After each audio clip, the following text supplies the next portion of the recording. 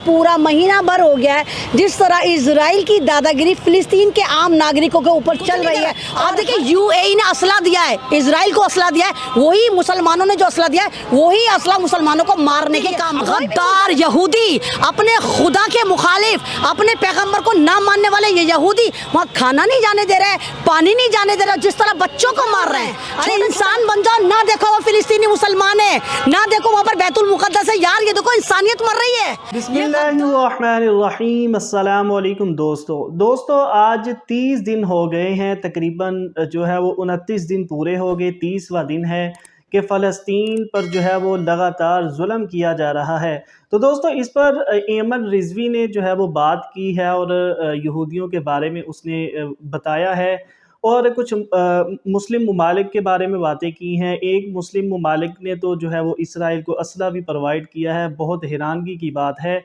तो आइए देखते हैं कि इस पर एमन रिजवी का क्या कहना है, उसके बाद डॉक्टर जाकिर नाइक साहब का जवाब भी जानते हैं। तो आइए वीडियो को स्टार्ट करते हैं। पूरा महीना भर हो गया है जिस तरह इजराइल की दादागिरी फिलिस्तीन के आम नागरिकों के ऊपर चल रही है और हर 30 सेकंड में वहाँ एक बच्चा शहीद हो रहा है। अरे 75 साल से फिलिस्तीन मर रहा है, लेकिन इस बार ऐसा हुआ कि दुनिया देख रही, क्योंकि ये एक तरह का होलोकास्ट है, बड़े पैमाने पे नरसंहार चल रहा है, क्योंकि इन्होंने बनाना है अपना मंदिर, इन्होंने दिखाना है कि ग्रेटर इसराइल क्या है, इन्होंने इजराइल बनाना। और जिस तरह आप भी कह रहे हैं 57 मुल्क ये कर रहे हैं, 57 मुल्क कुछ नहीं कर रहा है। आप देखिए यूएई ने असला दिया है, इजराइल को असला दिया है, वही मुसलमानों ने जो असला दिया है वही असला मुसलमानों को मारने के काम। कोई भी मुल्क अगर जंगे होती हैं भैया, वहाँ पानी पहुँचाया जाता है, वहाँ खाना पहुँचाया जाता है, लेकिन ये नरबख्शी कातिल, ये गद्दार यहूदी, अपने खुदा के मुखालिफ, अपने पैगंबर को ना मानने वाले ये यहूदी वहाँ खाना नहीं जाने दे रहे, पानी नहीं जाने दे रहे, जिस तरह बच्चों को मार रहे हैं, छोटे छोटे बच्चों के चीथड़े उड़ रहे हैं।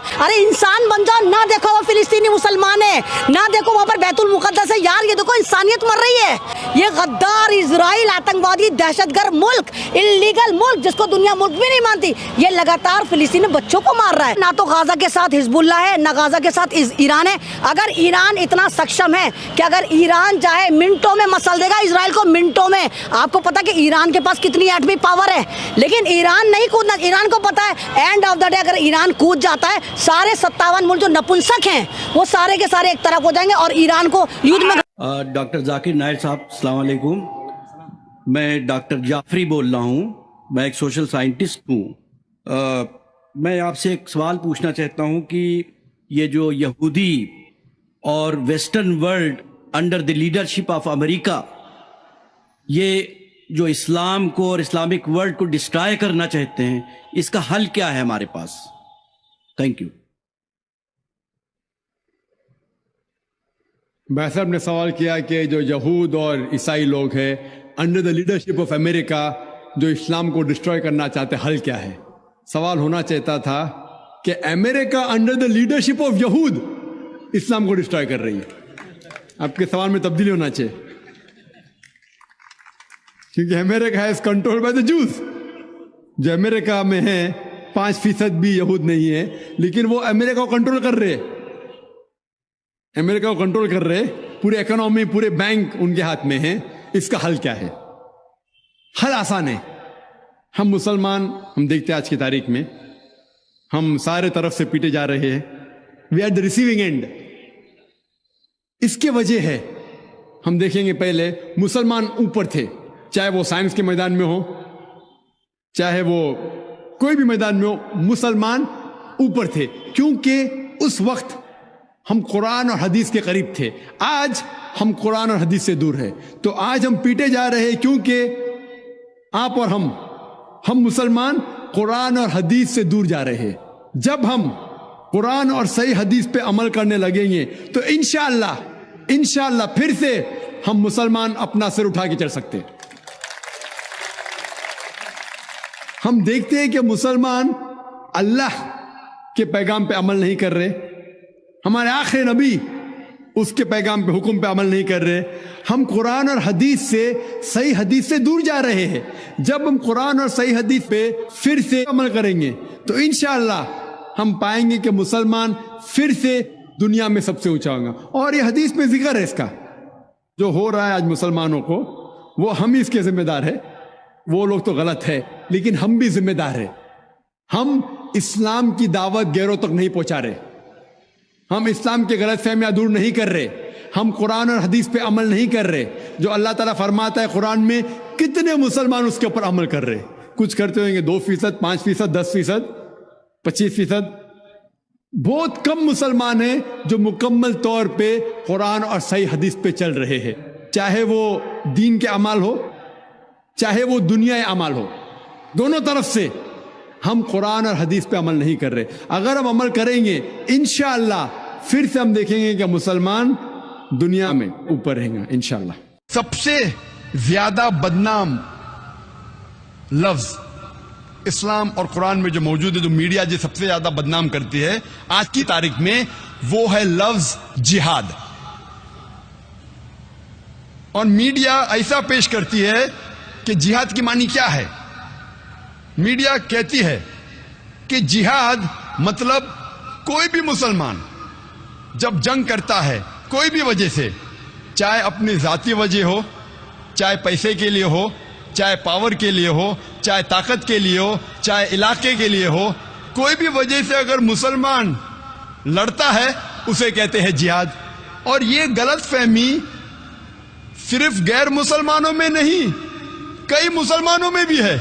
मीडिया इसे इतना आम कर चुका है कि गैर मुसलमान तो छोड़ो, आजकल अक्सर मुसलमान भी समझने लगे हैं कि अगर कोई मुस्लिम लड़ता है कोई भी वजह से, चाहे जाती वजह हो, चाहे पैसे के लिए हो, चाहे पावर के लिए हो, चाहे इलाके के लिए हो, उसे कहते हैं जिहाद। जिहाद की मानी बिल्कुल नहीं है। जिहाद आता है अरबी लफ्ज जहादा से, जिसके मानी है जिद्दोजहद, टू स्ट्राइव। जिहाद मीन्स टू स्ट्रगल। और इस्लामिक शरीयत में इसकी मानी है कि जब एक इंसान अपने नफ्स के खिलाफ जिद्दोजहद करता है अल्लाह सुब्हाना व तआला के अहकामात पे अमल करने के लिए, इसे कहते हैं जिहाद। ये अफजल जिहाद है। जिहाद के मानी है जिद्दोजहद।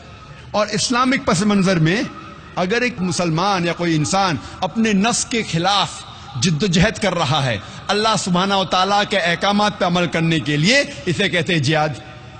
अगर एक इंसान जिद्दोजहद कर रहा है माशरे को सुधारने के लिए, इसे कहते हैं जिहाद। अगर एक इंसान मैदान जंग में जुल्म के खिलाफ जिद्दोजहद कर रहा है, इसे कहते हैं जिहाद।